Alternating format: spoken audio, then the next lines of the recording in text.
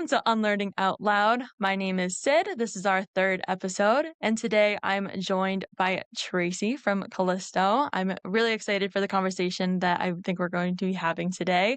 Now, Tracy, if you would just introduce yourself, that would be great. Yeah, thanks so much for having me. I'm Tracy D. Tomasi, she, her pronouns, and I am the CEO of Callisto. I have been working in the field of gender-based violence for about 25 years now, and I started my career as a therapist for adolescent sex offenders. So I have a license, I'm a licensed clinical Mm. social worker by training. But I have done everything from working in group homes, mostly with adolescent boys, but also working in group homes that helped youth get out of trafficking, sex trafficking, and I run a domestic violence shelter. I've also worked in programs that have gotten men involved in the conversation about sexual violence and domestic violence. And for the last 4 years, I have been the CEO of Callisto, which has been just such a treat. Thank you so much. You have such amazing experience. My background is in social work as well. I didn't know that about you. That's so amazing. I have my master's in social work too. You have so much amazing experience.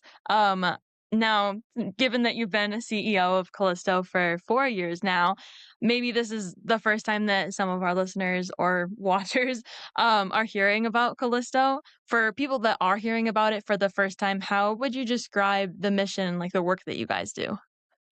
Yeah, the mission of our organization is to use technology to help empower survivors of sexual assault. And how we do that is that we have a platform called Callisto Vault, and it is end-to-end encrypted, which means that any of the data that survivors put in there is encrypted before it hits our servers. So it's very secure. We take security very seriously. And anybody in the US and its territories with a .edu email address has free access. And what it does is it helps survivors find out if the person who harmed them has harmed somebody else. So if a survivor with the .edu has creates an account, they can enter into our matching system. And what they do is they put the state where the assault occurred, and that is because state laws vary for sexual assault. Then they Right. put in the unique identifier of their perpetrator. So their perpetrator's social media handle, email address, phone number, whatever it is that they have, as many as they have. And that's what we use to match on. So if two people put in the same Instagram handle, let's say, there's a Gotcha. match. It's not like a dating site, so they're not notified right away. What happens is that we get notified, but because of our level of encryption, I do not see the survivor's information or the perpetrator's information. That is still encrypted to us. But what we do is we assign that case to a confidential advocate through Ampersand's advocacy resources, and they are trained professionals to help advocate for survivors of sexual violence. And so that advocate will reach out to the survivors separately and say, there's been a match within Callisto system. Did you want to meet? The survivor has the choice to meet or not meet. If they choose to meet, they'll meet with one of the advocates and they'll say what happened to them. And they will also get to know their options. So based on the information that you have and the evidence you have, is there a criminal case available? Is there a civil case? Is there a Title IX case? Whatever that might be. But the survivor gets to choose what option they pick, and they don't have to choose anything.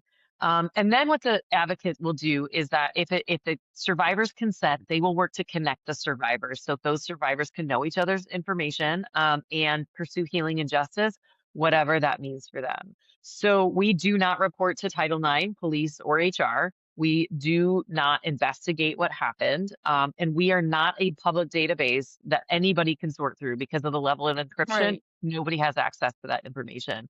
But we are really about connecting those survivors because we know that there's power in numbers to hold perpetrators accountable. We also know that there's power in numbers to pursue healing. When you know that you're not the only one that this person has harmed, it releases a level of guilt Yeah. and a level of questioning that you might have as a survivor. Yeah, 100%. I love and appreciate that you said that because me personally, I am a survivor of campus sexual violence, but I also did a lot of like campus sexual violence prevention organizing when I was in college. And so many of the times doing that work, and true for myself as well, was that the main reason that I was reporting or that other people I've talked to were reporting was that they didn't want it to happen to someone else. So I think that ties in directly with what you're saying of like that not I don't know the word, I think you framed it very well, but, like, almost that weird comfort of, like, "Okay, Mm. I can heal with this person. I know that they've done it to someone else, which is really unfortunate, but there is, like, power in that as well." Absolutely. I talked to my friend Jess Michaels about this at length, and and I share the story with permission. She's a 1991 survivor of Jeffrey Epstein, and she was 22 years old, and she thought she was the only one, and she blamed herself, and she felt this level of guilt that she caused this somehow until 2018. So from 1991 Mm. to 2018, when she saw Julie K. Brown's article in the Miami Herald, I think that was the newspaper it was in, called "The Perversion of Justice," and she saw Epstein's face, and she's like, "That was the man that assaulted me." And when she read through the article, she realized she was not the only one, and she realized that what he did was grooming, and that there was no chance that she had as a 22-year-old to a 40-something-year-old billionaire, to get away Yeah, from that. Like, he was very specific in how he targeted her, and I think that that happens in college with college-age men, well right. before they become billionaires, you know? And I think that what we can even learn from Epstein, taking it one step further, is that there's this ring of people that know and how people cover it up, and that Yeah, happens in every protect each local other. community. Like, when you were in college, you probably knew the fraternities that were problematic and that you had to, like, watch your drink at a party. You Yep. probably knew the athletes that were. You probably like, it was kind of an open secret, but nobody dared report them because of the Yeah. social hierarchy and the social power structure. And if it was the star athlete, would they get, held accountable by the university when they're bringing in the university tons Right. of money? Probably not, and that's so common across any university in the United States. Right. I had a friend and, like, co-organizer that I worked with, I went to the University of Vermont, and her situation, just like you said, star athlete, they were in a relationship which added levels of complication Mhm. to things, and our athletics department tried to get her not to report it, tried to cover it up. It's really how it's so, like, systemically embedded to protect perpetrators, like you said. Absolutely, and it's so unfortunate, but we think that if we give survivors the power to know that they're not alone and to not have to report alone, it's harder for the universities to deny it. It's harder for the perpetrator Right, to deny it. It's harder to say, "Oh, that was consensual," when it's now pattern of behavior, and it right. gives that survivor just so much more support and credibility. 100%. I remember, I founded an organization called Explain the Asterisks. That's how I got Mhm, connected with Callisto, because a lot of the work that I was doing was tied to that, like, repeated behavior of perpetrators when it is, again, that repeated behavior of whether they're sexually assaulting and harming multiple people on one campus, or they're kind of like campus hopping without mhm. any transparency between those universities. Um, that's kind of where I, like, got into this work and started. And I remember seeing your organization, you guys were one of the first organizations, like, willing to kind of validate me and the work that I was doing, and it was so validating and beautiful to hear, like, "No, this is a very legit issue." And as people, as communities, as, like, systems, and organizations, we, like, don't take that seriously. So, I've been a fan of your organization for a long time. That's so good to Now, hear. something Likewise. I mean, Explain That Asterisks is such an important organization because I don't think, and I'm sure that you are very aware of this, is why you founded that organization, because people think that reporting sexual assault is like an episode of Law and Order SVU, and it's yes, not further from the truth. 100%. And people think that there's somebody with a headset sitting around 16 different computer screens and like can type in things and can find any information that they want. When in reality, that perpetrator is reported to Title IX. They drop out of school, that Title Right, IX case goes away. So they reported they go right, to offend at a different school. There's no connection between those Title IX offices, even if there was right. a guilty. Um, Exactly. Oftentimes, even if he was found guilty or she was found guilty. And the great thing about Callisto is that it doesn't matter who the perpetrator is. One, they don't have to be connected to your school, and two, it will account for if a perpetrator moves. So we have matches that one survivor lives on one coast, one Mm, survivor lives on the other coast. We've got yeah, several matches like that where the perpetrator did hop, or the survivor left, one of the two.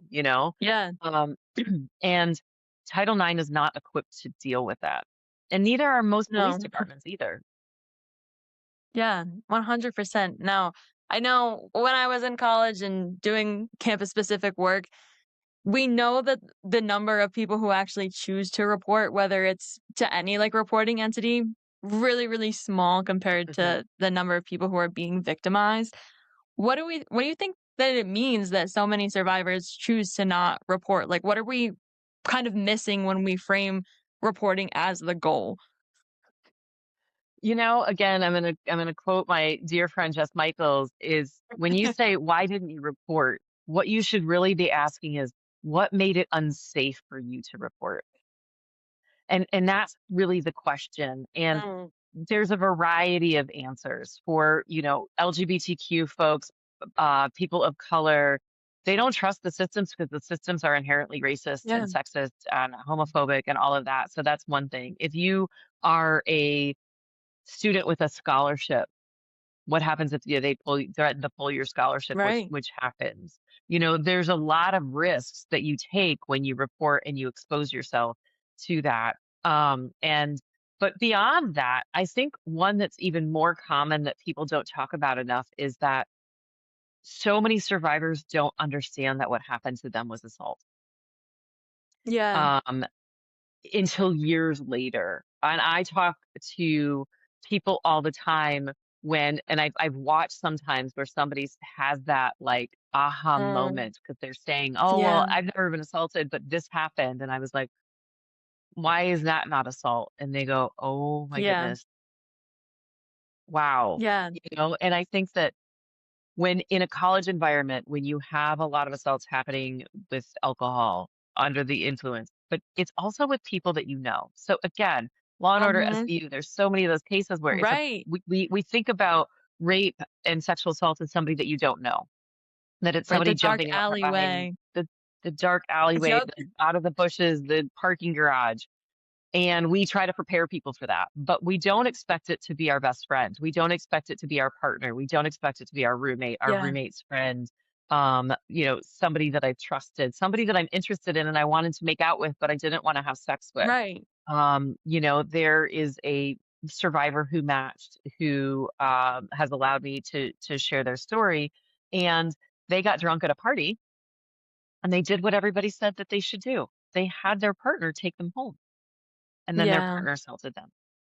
mm, And that person, like, grappled with that for 2 years and found ugh, Callisto and was like, "Well, you know what? I'm gonna put my information and my perpetrator's information into Callisto just to see what happens." And they got a match. And through that, they oh, found out multiple people at their campus had been assaulted by this person. And then they decided to report, and that's still ongoing, I think. I haven't heard an update from that, but, um, it's the unknown of what is sexual assault, what is rape. Rape yeah, isn't always physically violent. It's coercive. It's somebody drugging your drink and you didn't consent, or it could be you consented to one thing, but you didn't consent to another. There's a quote that I've been hearing more and more is that when fear is in the room, consent is not. mm, And oh, so if you're I afraid love of the that, consequences of saying no, um, if you're afraid of things, then you don't have like then that person didn't get consent. And so you didn't really think about what you experienced was sexual assault. And so you're not going to go to the police. You're not going to get a rape kit done. You're not going to report to Title IX. Or maybe you've seen somebody else report and you've seen how that's gone. And you're like, why did mhm. I put myself through that? Exactly. And those are, like, the 2 main things I think I both experienced and, like, heard when I was doing my student organizing. It was especially at our university, the Title IX office did not have a great reputation, kind of for valid reasons. It was a lot of victim blaming statements, things taking lots of like, a lot longer to happen than they were supposed to, miscommunications. I know for me personally, I had the investigator in my case ask me, like, really violating questions that weren't relevant to my Hmm. case. They would schedule my interviews back to back with his interviews, so we would see each other in the office, which feels to me like those That's textbook like things. it's an obvious trauma informed approach is to not do that. Right, and so much Hmm. of the time too, when I started talking about whether it was my experience with sexual violence or my experience reporting to Title IX, I heard so many more stories of like, well, I didn't, like you said, I didn't register that that was sexual assault until you started talking about what happened.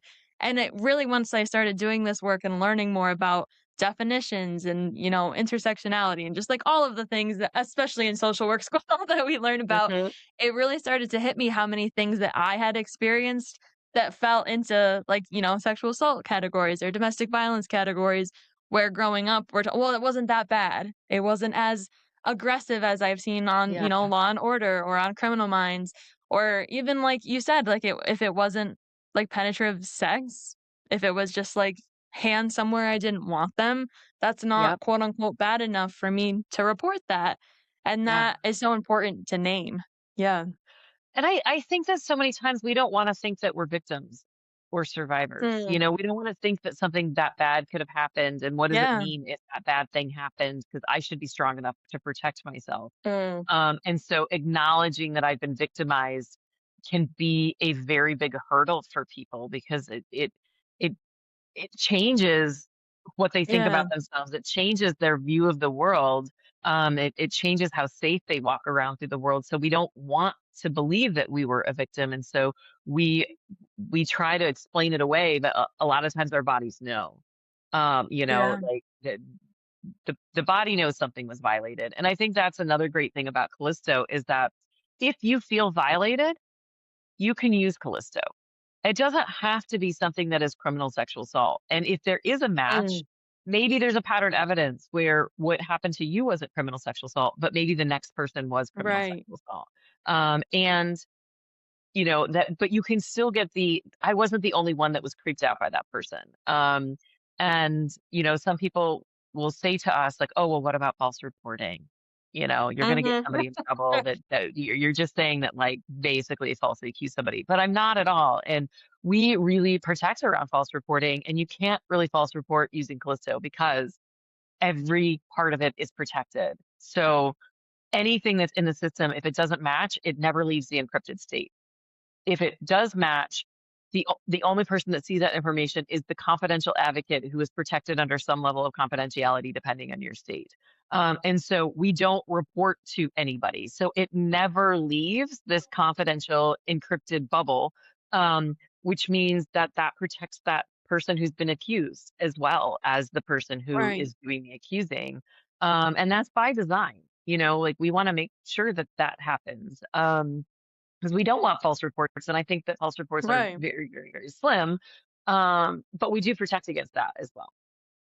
Yeah, I think even just like what with the work that I was doing, it was like, oh, it's a Scarlet Letter campaign, and you want to Mhm. brand people, and I could see. I think this might have been in one of your like FAQs on your website, or I saw a post about it sometime. But I saw like a concern of like, well, can't people input like their own name to try and see if like someone had reported them, and those sorts of things come up. How do you respond when people have those kind of like crazy? Well, what if this? What if that? Yeah.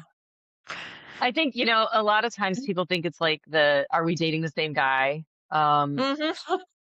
You read my Um, thought. it's true. Yeah, yeah. Or the T app, and, there's a post Mhm. we have on our Instagram page about the T app and the issues that happen with that. While I understand why those platforms exist. And while Right. I think that there is a lot of benefit into using those, there's a lot of risk as well. I mean, I think that Are You Dating the Same Guy? Those groups have been shut down recently. Whether they come back Yeah. or not, I'm not sure because there is a higher level of defamation. Because some people are using that to report rape, and other people are using that because the guy didn't call him within 2 hours after the date. Right. Like it's a very big Right. spectrum of behaviors that you just don't prefer and really abusive behaviors. And so, Right. how we protect against some of that is that we are not a public database that you can sort through. Our encryption is very secure. So, with the T app getting breached, they Right. found that on a server that was not password protected. Um, so, we not only is our password protected, but it is also encrypted before it hits the server, so there's nothing that can be found on that. And we talk about all the time of how bad actors are going to misuse the system, and so we have a lot of things that are put in place about that. not all of them I'm not gonna talk about them publicly, but we have Right. thought about that a lot, and from my experience, I used to work with sex offenders, and so I've heard the stories, and so we're thinking about how can people misuse Callisto, and there's a lot of protections involved in our system and our process and how we set up our process to make sure that, that doesn't happen. And so, if I wanna search for my name or I want to search for, to see if this guy that I started dating is in the Right. system, I'm not going to know. There's not an automatic match. And you're going to find that you're going to have to talk to somebody to even get the other Right. person to know. And just because you match doesn't mean that person has sexually assaulted anybody. It just means that somebody else put him in the system, or her in Mm. the system. And it so we're not saying that anybody has sexually assaulted people. We're just saying that somebody else has put them in the system until they meet with an advocate, talk about what happened. Yeah. And then there's more information. Yeah, I'm so glad you brought that up. It's been something that my friends and I and just like my coworkers have been talking about more and more is those spaces like the Are We Dating the Same Guy pages and the T app. I remember when the T app because you had to like put your driver's license, like a Hmm. picture of your driver's license in there That to was all it join, would be. which that alone, I'm like, how is that not a red flag when you're trying to join an app? But especially that was, like, an anonymous thing where everyone just had, Yeah. like, random usernames and random there was no, like, profile pictures, but it really, like you said with the "Are we dating the same guy?" pages, you have that broad spectrum of, "Oh, I'm this guy liked me on Hinge, but anything I should know before I match with him?" To I have had friends who, like, their boyfriends have been posted and they didn't know they Hmm. were being cheated on, or they see someone, like you said, they're spreading red flags about, like, harmful, like, sexual behavior. Like, there's that broad spectrum where it's, like, there's clearly some type of, like, need or, like, response needed to, like, the fears that people are having because dating is scary, especially online. Yeah. But there has to be a way to, like, you know, talk about and communicate about those more actual legit red flags, like harmful behaviors versus, "I don't know. I think he's using AI when he's talking to me," which is a whole 'nother, Right. like, boatload of things. It is such a Absolutely. And spectrum. yeah, it's complete. I mean, I've had friends that have been posted in those groups too, and I'm like, there's no Yeah, way that that is true. And I mean, it could be true, because I'm like, we all believe that everybody's a good guy until like, and it's hard for us to right, believe that. But like some of the stuff that is not necessarily sexual assault, and it's like, well, yeah, they didn't call you back because they didn't like you, and they actually texted right, you that they didn't want to see you again, and right. you know what I Doesn't mean? make Like, them a so bad person. right. Yeah. It just means you're not compatible, and that is okay. It doesn't mean that they're not compatible for somebody else. But I think that that is where some of the risks are. But the systems like Are We Dating the Same Guy have existed since forever. Back in the day, it Yeah, was like you write, like, beware of this guy on the back of the bathroom stall. Like people have yeah, been trying, they're called whisper networks. And we've been trying to do these yeah, whisper networks to warn people about other people's behaviors. Callisto is not a warning system. We are not warning people about other people's behaviors. We are about connecting survivors for them to heal and then pursue accountability if that's what they choose. But it's more about that accountability versus I'm just going to mm, blast this person's name and warn them, because those warning systems are what become more problematic. It's like when Me Too happened and there was I think it was called the Shitty Men of Media list or something like yes, that. yes, It was up for like 12 hours, 24 hours, went viral, and the woman who started it got sued, and in yeah, by a man that was named on the list, and in the end, he won. yeah. Um, and 'Cause there are so, but protections in place. You can't just mhm, slander even when things are true, you can't there are ways to yeah, do things, like you said. Um, yeah, yeah, it's interesting, I think and this is related to the work, but also I think just your perspective, like, personally, if someone is seeing that either they, like, hear on one of those pages that maybe their friend or family member or someone that they know is being, like, accused of sexual harm, or if they just, like, find out from a mutual friend, what are, like, tips that we can give people? Like, if I see whether mhm. again, if it's on the Are We Dating the Same Guy page and it says, "Oh, I went on a date with this person, they drugged my drink, and then they sexually assaulted me." especially when it is, like, through that online channel, like, that's Mhm. such a scary moment of, like, "Oh, shoot, do I go and I defend this person because 'cause they're my friend? Do I confront them about it?" There's lots of options, but I was just thinking I know that's something I've had people come to me and be like, "I don't know what to do." Yeah, I think that that is a really complex question with not an easy Yeah, answer. Because, I think that we want to believe survivors, right? And so you have to believe survivors when it's even about somebody right, that you know. And so I right. think that there's two different pieces of advice. And again, it's complicated without giving a specific example. Yeah, yeah. One, if you have somebody who is telling you, I have been sexually assaulted by this person, your first response is to believe them. Because in the end, if they're wrong, there's no harm in believing them at first and then kind of Right. doing your due diligence to ask questions or whatever. Because if you say, there's no way that guy could do that, I've known him Mhm. forever, you have just harmed that survivor beyond repair, not beyond repair, but you've harmed that survivor Yeah. and that trust. And that is so much harder and so much more traumatic for survivors. And if you find out that, yes, this person did indeed assault your friend, that's harder to come back from. And, Yeah. there's so many perpetrators. We think we can identify perpetrators because most of us live in like a concept of a just world society where, that we think the world is just and it's not. And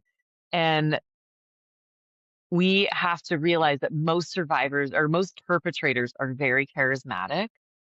They're very well Yeah. liked. They are the good guy. They are successful.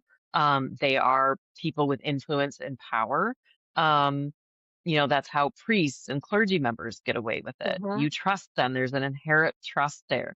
When Larry Nassar, who was the USA gymnastics doctor, assaulted hundreds of women and girls, it was because he was so much nicer than the coaches. Right. The coaches were, physically and emotionally abusive and yelling at these girls all of the time. But Larry would give them sneak candy to them and be the Yeah. guy that everybody liked. And so it's hard to say that. Like the first person who accused Larry Nasser was a family friend. And when she told her parents as she was a child, um, they didn't believe her and they made her apologize to Larry Nassar. And then years later, it was like, oh, now we believe you. That damage from her parents Oh my had been gosh, yeah. done, you know? And so kind of it's a long-winded answer is to say if the survivor is the one you're talking to, believe them first. Again, I'm going to quote Jess Michaels, and she has an app that she's working on called With You Too, and it's meant for people to know what to do when somebody you love says "Me Too," and that is a Mm, really good way to really train yourself on how to actually respond. Now, if it's you see a random stranger on a Facebook group right. post something about your friend, it's about talking to your friend. It's about thinking about red flags. Red flags aren't red flags until you can piece them all together. Like Yeah. Yeah. somebody like red flag behavior can be very green flag behavior depending on the context Right. and the patterns, right? And so it's looking at that. It's also knowing that every perpetrator I have ever worked with and have ever talked to, and every celebrity who's ever been accused always says they didn't do it. Right. Even recently, Harvey Weinstein was um, interviewed like a couple weeks ago or a month or so ago, and he was like, "Well, I did all of these bad behaviors, but it wasn't rape." And I'm not a rapist. And you're like, well, what do you think this is? Because they Right. have perpetrators change in their mind what the line is. So most perpetrators don't think that they've created any harm That is true. because they have changed them. They have justified their behaviors in their heads of why what they did was okay, and that's how they were able to do it. And I know this because I used to train or help perpetrators understand Yeah. why they couldn't do that and teach them about their cognitive distortions and their thinking errors and all of that of like why this is the real line and you have made up this line and so you think you haven't crossed it when you have. Um, Right. and so it's really we all know survivors, and I think that post Me Too, we've all accepted that we know survivors. What we haven't accepted is that we all know perpetrators. And Mm, some of those perpetrators are people that we really love and we respect and we care about. Um, and that is very, very hard for us to reconcile. But sit Yeah. with it, like in these groups, they're not always safe. Like again, I don't believe everything Right. I read in the groups. And Yeah. I think that if it's somebody from an anonymous source, like sure, they could be on a smear campaign for sure. Um, but it's still complex because we have to think about where does that person hold social power that they may be able to use to be able to assault somebody. Mm. Yeah, I really love all the talk that you do of accountability. I am someone when I was getting my bachelor's in social work, and especially because I was doing like campus sexual violence prevention work, I always was like, I'm never going to work with perpetrators of violence. I don't want it. I don't want anywhere near it. But when I graduated and then more recently, I got really into accountability work, and it felt like something that people didn't talk about. I got really into restorative justice and Hmm. why that's not something that we talk about, especially when it comes to like interpersonal violence. It feels, at least to me, that restorative justice is always, well, you can use that for anything except for like, sexual domestic violence. It just won't work. And I think I did a lot of learning and educating myself about accountability and what that looks like, especially in the way that our country and our, I call it the injustice system, is set Hmm. up, is that it's not rooted in accountability or It's not. rehabilitation. It's, lock you away and throw away the key. So I actually started working with someone who is an incarcerated individual. We built like an accountability program together and kind of were able to talk about, okay, we don't ever talk about how lots of people who have caused harm have also been harmed. And that doesn't Yeah. mean the things that they did are okay. It doesn't excuse their actions, but sometimes it's like so much more like deep than just, well, this person caused harm and we need to lock them away and throw away the key. I think that a lot of the times, especially even from TV and media, is that gut check reaction of, well, if they did actually sexually assault someone, they need to go to jail forever. And that's the end of the Yes. conversation. That's what we think of as accountability. I used to think more that way when I was younger, especially in high school. That was what I absorbed. Um, I was wondering, again, not a light, small question, but how do you define accountability? What does it look like for you? I think accountability is whatever the person who has been harmed needs. Like I really Yeah, think that, so that's why we let survivors define accountability. Some survivors want that perpetrator to go to prison and 100%. lock and throw away the Yeah, key. And if that's what you need, that's what I hope you yeah, get, right? And some people don't want that, so they don't report because they're like, I don't want to ruin this right, guy's life. It was bad, but it wasn't that bad. And they just want him to know what he did was wrong, to apologize for right, it, and to not do it again. Um, and I think when you get into the part that we talked about earlier, where this is a lot of a gray area, it's harder for survivors to report if it's not a stranger, if it's not something that is very right, physically violent, and it is more of that question area. And I think that a lot of survivors that experience that don't want to go.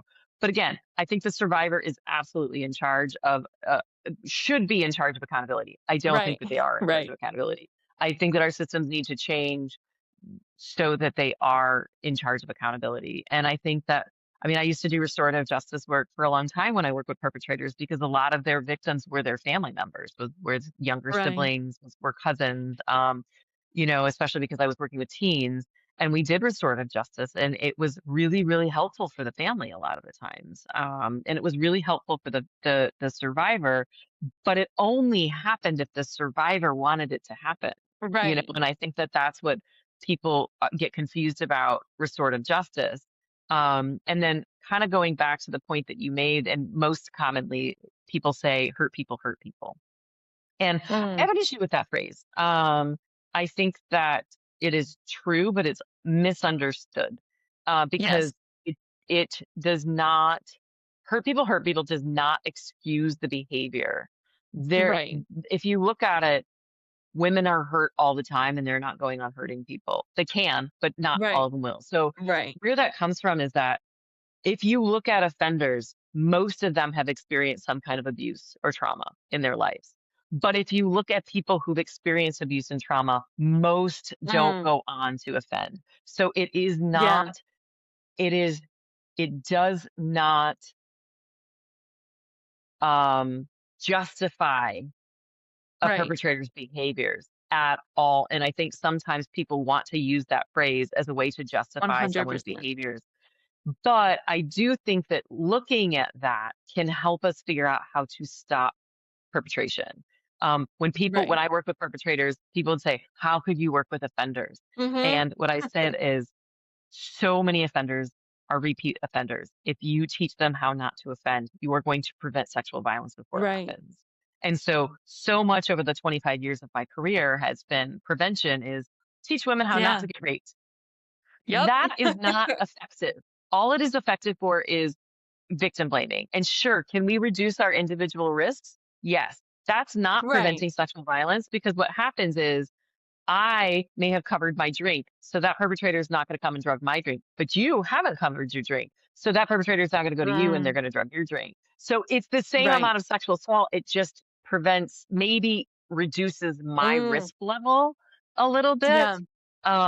But it doesn't prevent sexual assault. And I think that the only way that we can really start to talk about preventing sexual assault is if we talk about how do we get the people who are doing it to stop doing it. And part of that is to examine and talk about their hurt, but not at the detriment of the person that they harmed. Right. Oh, that was And that it's was really beautiful the very way you said it. complex. It's very complex. It is. It 100% is. I think especially, um, there's certain phrases like hurt people," where they probably started from a really good place of Mhm. wanting to understand, like you said, that a lot of people who have perpetrated harm have been harmed, but it gets weaponized in that way where it's like, "Oh, well, I was traumatized, so Yep. it wasn't up to me." Because, like you said, if you look at the number of people who have been harmed that don't go on to harm Right. others, that comparison of numbers is so interesting. I love that you said that. Mhm. Yeah. The one of the last things I wanted to talk about, because the podcast is focused on, like, that unlearning aspect. I know you've done some myth busting around reporting already, which I love, but I was wondering if there is, like, a myth or a misconception about Callisto and the work that you do, that you would wanna bust, or something more, like, broad about reporting that you would wanna kind of myth bust. I think we talked about the big ones for sure, Yeah. and that is that reporting is so complicated for survivors for that they don't know that they've been assaulted, that the systems are not meant to help survivors, that very few perpetrators actually get held accountable in a court system. Yeah. And I think that even when they do, people don't care. Um, you can see that at in many different levels of um, our president has been held liable for sexual assault and he is still Mhm. the president. Like, does a false accusation ruin somebody's life? There are Right. cases like that.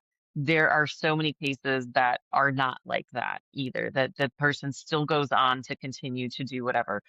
Even in the case of credibility, Louis C.K. is selling out um, shows, and it's been less than Yeah. 10 years that he was credibly accused.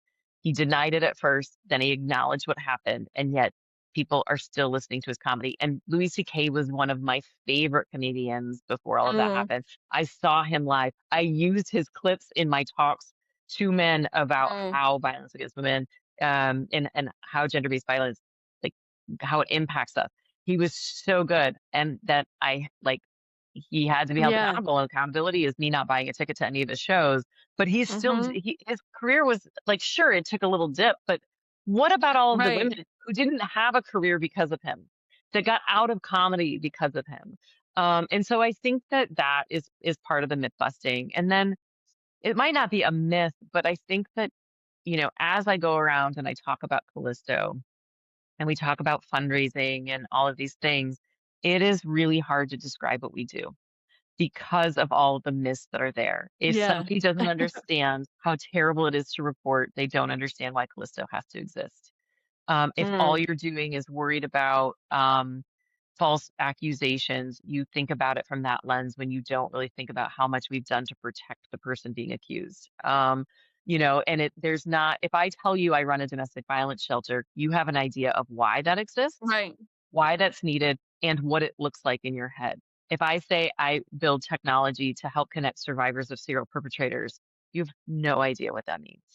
Unless you're a Yes. survivor and you get, oh my goodness, like the amount of people that I say what we do and they take a pause and they say, I wish we had that when I was in college. Mm. And I know exactly what they mean because we've needed something like this for a long time. And I guess with that false reporting, there's one other myth that I would bust is that so many times I'll talk to parents of college age students. And after I talk, I say, I'm sure you're all really worried about your daughters. And all of the heads nod, particularly the dads. Mhm.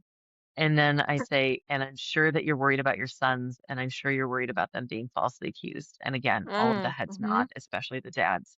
And I say, but what you really have to worry about is that a young man in college is more likely to be raped or sexually assaulted in college than they are to be falsely accused. So are you worried about your boys being sexually assaulted Mm. in college? Um, and it blows people's minds. And I think that Yeah. that is some, so when we think about, are we talking about false reporting? Are you also worried about men and boys being victimized? Because that Right. happens at probably even more staggering rates than we realize. Clearly, it happens to women more often, but it's different. The reporting mechanism, like a lot of Right. resources on college campuses are geared toward women. They're in women's centers, all of those things. But Yep. 13% of our users are men. Mm. Um, and I should say cis men.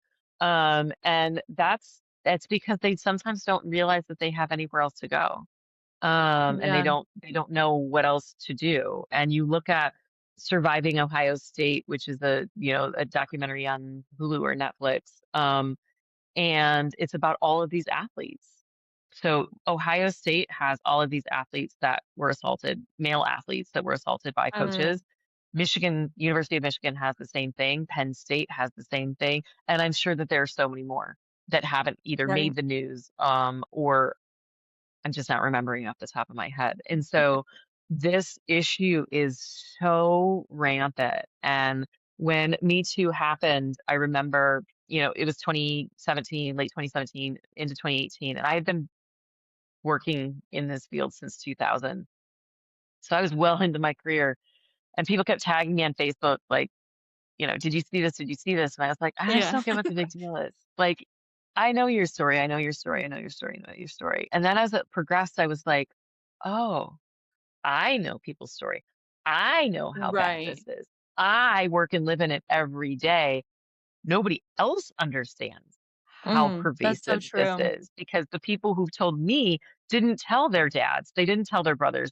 Some didn't tell their moms. Like they didn't tell anybody else. Yeah. And I think that that was such a watershed moment of it definitely changed the conversation. And I think that with the Epstein files, we are starting to see the next wave of change of like how Yeah. pervasive and how big of a cover up that this can Mhm. be and how it is really about power and blackmail and all of these other things and how survivors are are just discredited to keep the power structures alive. Yeah. That last part of keeping those power structures alive is so important to name. I always think about cases where it's like, oh, you have like whether it's 1, 2, 10, 20, whatever survivors that do come forward and say that someone harmed them, you could have it up to here, and then you have that one person, "No, I didn't do it," and people are gonna believe them rather than believing X amount of survivors that are, Yeah. like, coming forward, like, bearing their souls to share Yeah. those things. And I as you actually were talking, I was thinking about, Chris Brown and Usher going on tour Mhm. together, and Usher was just in the news, like, a week or 2 ago for defending Diddy and Yeah. all of the things that he's done and saying, "Well, he's didn't harm me, he's a great guy, and, I looked up to him, he was my mentor." I still will say that, and we know Chris Brown having a history that patterned history as well, going on tour together, and even people that I know through this work are sharing it, saying, "Oh my god, I can't wait to get tickets." It, like, Mhm. floors me because being in the field, I'm like kind of like you said, I'm like, "Well, of course, like, I wouldn't do that, Yeah. of course I'm, like, not giving these people money," and it's so common sense to me that I forget that other Yeah. people don't have that same awareness or, like, coming to where they have that knowledge of how deeply embedded it is into everything. It yeah, it it takes a collective movement for accountability. Like, I think about what's his Mm. name? Swalwell? Is that the Yes, yes, the congressman's name that was congressman. running for governor of California? Yes. People are saying that it was well known, like, "Oh, don't let your staff be with him," and all of this stuff, until we all collectively knew that was what Right. was accountable. Like, he felt emboldened to run for the governor of California, Yes. knowing what he had done, knowing what, like, evidence was out there, knowing that people kinda talked about this, and yet he was still emboldened to run, and had who is it, Miss Frazzle, I think, on social media was the one that kind Mm. of broke it. I'm not Oh, exactly yes. sure, but, um, if that wouldn't have happened and the collective outrage, but people were still defending him because people wanna defend Mhm. the people they have. So, and I'm like, "I don't care if you're a Democrat, I don't care if you're a Republican, I don't care who you are. 100%. You can be my favorite comedian. If you are credibly accused, then you shouldn't be in your Yeah. you shouldn't be in a place of power where, like, Christine Blasey Ford, I actually got to see her speak a couple weeks ago, and Oh, she is absolutely wow. incredible. And people were just like, yes, her story is absolutely credible, but we still believe him. So Mhm. it's like, yes, you can Yep. believe the survivor, and we still don't care enough, and we now have a lifelong Supreme Court justice. Yeah. Um, and the same goes back to Anita Hill decades before that, that we still have Mhm. Clarence Thomas on the bench, And so it's like, yeah, okay, we believe these women, and Yeah, what a message to not enough. send. Like, there are so many qualified people to be a Supreme Court justice. I might not even agree with their politics, but they still should have, Right. like, why did we have to go forward with this one man that most people believe Christine Blasey Ford? And Yeah. like, You're so right. and she's still living through hell almost 10 years later. Her life has still not gone back to normal because of that. Yeah. That's so true.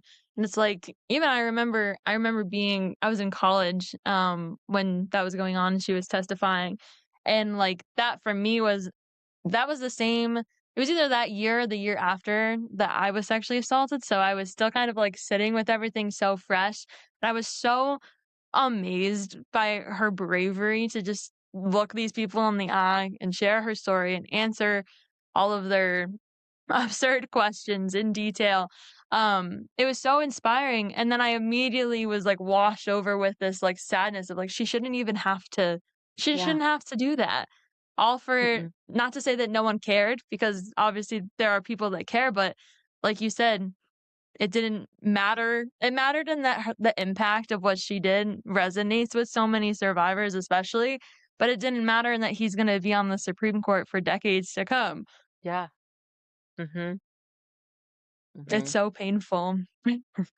Yeah. But, um, what was I gonna say? I love this was a little bit of a rewind, but you mentioned, those, like, fundraising, issues that you guys were having. I remember being on social media at the time and just seeing the way that the community kind of rallied around Callisto and was able to raise money, and just, like, the amount of, like, outpouring love and support from different organizations and Mm. agencies, but also survivors that were like, "No, like, I need this. This helped me so much."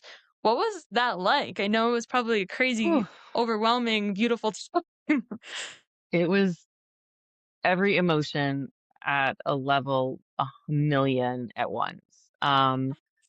We basically, in the fall of 24, we ran out of money, and I had been at the organization for a little over 2 years at that point, and we really didn't recover from the pandemic and our founder leaving. There were a lot of factors in that, but also sexual assault is a very difficult cause to raise money for. Yeah, it is. Um, and um, so when we got to the point of I can't we can't keep this organization going, and the board voted to close, and I had to tell the staff, and it was horrendous. I wasn't sleeping. I was having severe anxiety, which I'm never a person that has had anxiety like that in my life.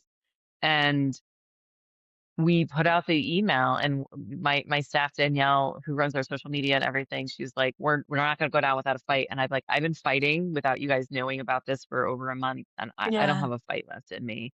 And she put out that email that said we're heartbroken, and we need to raise $1 million. And I was like, never gonna happen, but it's fine. Okay, whatever. And then we that email went out at 7 a.m., and at 9 a.m. I got on a call with a funder, and they said, well, we don't want you to close. And I'm like delirious at this point. And they said, what what do you need? And I'm like, well, we need 1 million. Like, I need a whole year of operating. They're like, okay, well, we'll work on that. What do you need right now to keep it open? And I said, $200,000. And Arnold Ventures came through. But it Mm, wasn't just them, because if it was just them, we couldn't have done it. But it was all of the survivors that you saw of like, not on my watch. We had the survivor yeah. who matched, who was like, I want to share my story for the first time. And I want to say what this means to me, because it like survivors don't want to spread the word about it, because it's traumatic for them. They don't want to answer questions. They don't want to talk about it. They don't want to deal with the Right. comments of their friends and family. And so it's a hard thing to share. It's a hard thing to want to follow on social media. And so it was so amazing.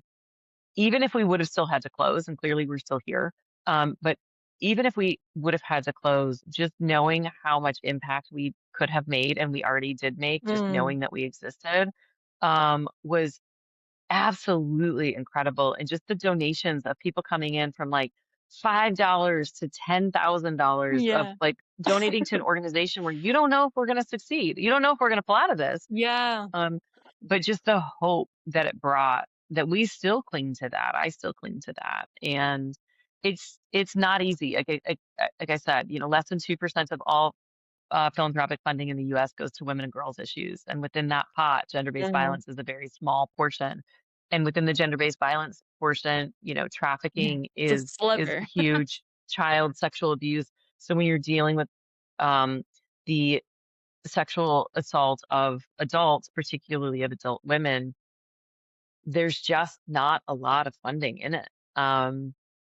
And it's hard. Then you add on what I already said before of how difficult it is to explain Callisto, and that our bigger long-term impacts we're not there yet. We're not at the accountability phase yet, because we Yeah. know that survivors have reported, but we're still relying on those broken systems to get accountability. So we don't know if they're going to get accountability or not.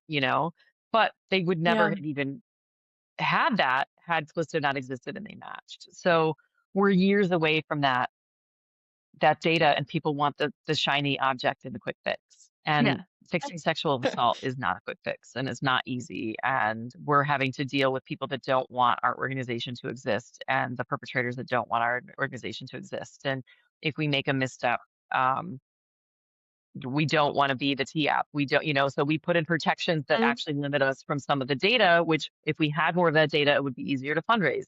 But we want to be right. trauma informed and survivor first, which means it's harder for us to prove our concept. But yet we still have proven our concept. 1 out of 40, every 40 entries typically finds a match. That changes with how many entries Wow. we have on any given day and the match rate, but it's about 1 in 40. And that's with us not really doing a whole lot of um, that's all with organic social media, mostly organic social media.